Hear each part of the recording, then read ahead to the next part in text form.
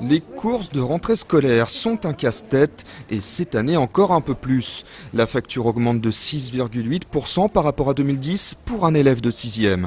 Elle passe de 175 à 187 euros, une hausse remarquée. C'était de toute façon déjà cher l'année dernière, ça reste cher cette année en fait. La hausse du prix de la pâte à papier et du pétrole, les matières premières, expliquent cette augmentation. Et même si l'on tente de faire plaisir aux enfants, comparer les prix est devenu une habitude. Je regarde et je compare et après je vais voir la différence si ça a vraiment augmenté ou pas. Ici, les familles ont choisi un autre mode de consommation. Dans ce dépôt Emmaüs, tous les prix sont au rabais. Maximum 40 euros pour un cartable bien rempli.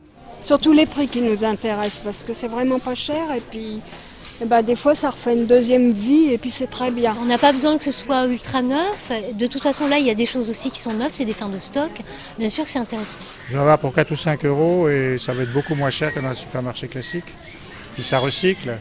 Avec 3% d'augmentation, c'est la plus forte hausse depuis 2008 de l'ensemble du coût de la scolarité.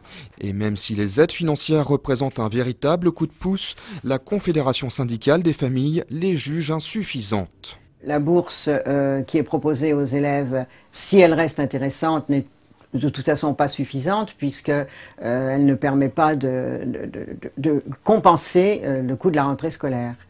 Et l'allocation de rentrée scolaire, qui est aussi une bonne chose, est trop faible par rapport aux augmentations que nous avons pu constater.